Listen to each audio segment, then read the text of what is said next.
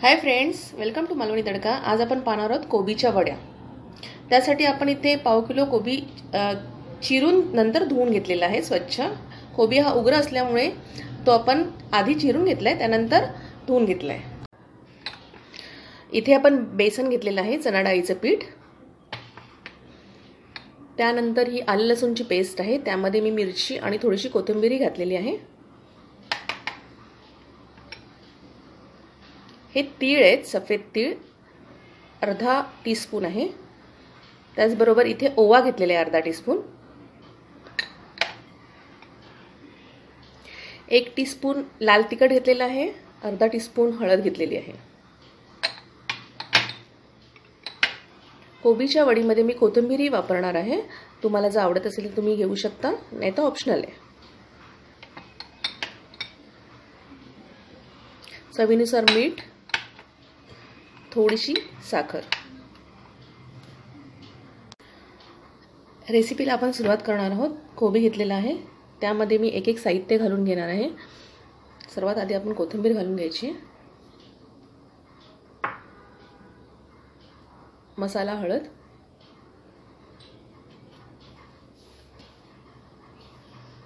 आलं लसूण पेस्ट, आलं लसूण मिरचीची पेस्ट, साखर घालायची चवीनुसार, मीठ घालायचे,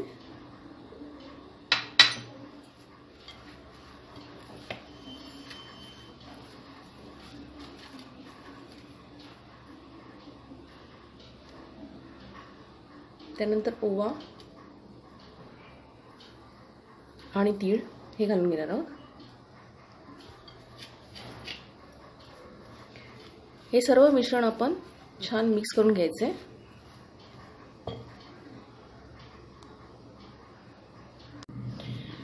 हे सर्व मिश्रण छान मिक्स झाल्यानंतर 5 मिनिटं आपण त्याला रेस्ट करायला द्यायचे। त्याला थोडंसं पाणी सुटतं मीठ असल्यामुळे, मीठ आणि कोबीमुळे।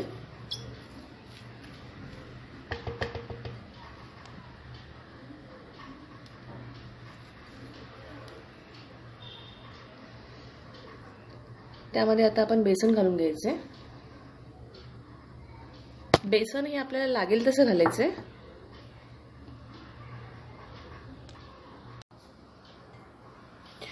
यामध्ये मी अजून बेसन ऍड करते।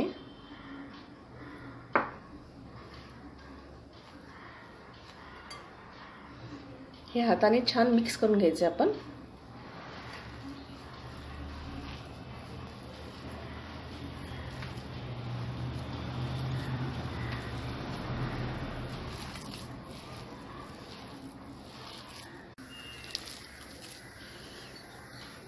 हाताला पण थोडंसं तेल लावून घ्यायचे,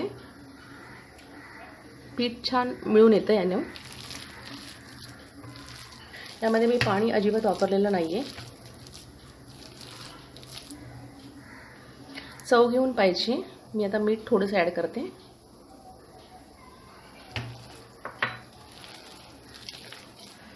हे आपलं मिश्रण रेडी झालेलं आहे। साधारण असा गोळा झाला पाहिजे त्याचा। त्याला मी थोडं तेल लावून, त्यानंतर हे जे मिश्रण आहे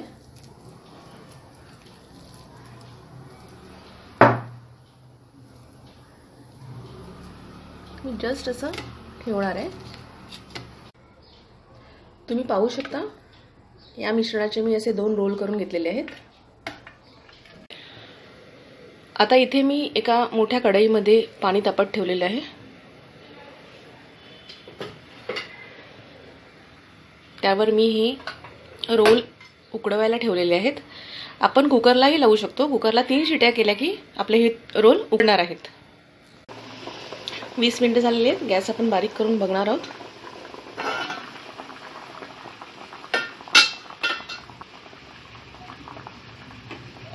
वड्या आपल्या शिजलेल्या आहेत। आता आपण त्या कट करून फ्राय करणार आहोत।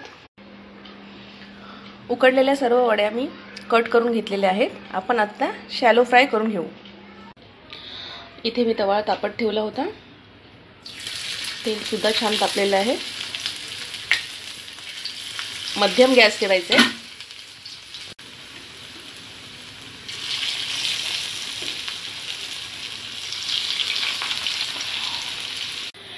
सर्व वड्या एका बाजूने आपण छान खरपूस अशा भाजून घेणार आहोत. दुसऱ्या बाजूने सुद्धा आपण खरपूस अशा भाजून घेऊया.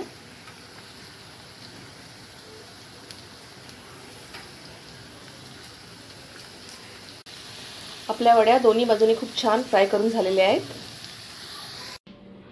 आपली कोबीची वडी ही रेसिपी तयार आहे. चवीला सुद्धा खूप छान झाली आहे. त्यामध्ये आपण जी साखर टाकली, ओवा, तीळ टाकले, त्यामुळे त्याला एक वेगळी टेस्ट येते. माझी ही रेसिपी जर तुम्हाला आवडली असेल तर लाईक करा, शेअर करा आणि जर आमच्या चॅनलला सबस्क्राईब केलं नसेल तर चॅनलला सबस्क्राईब करा. थँक्यू.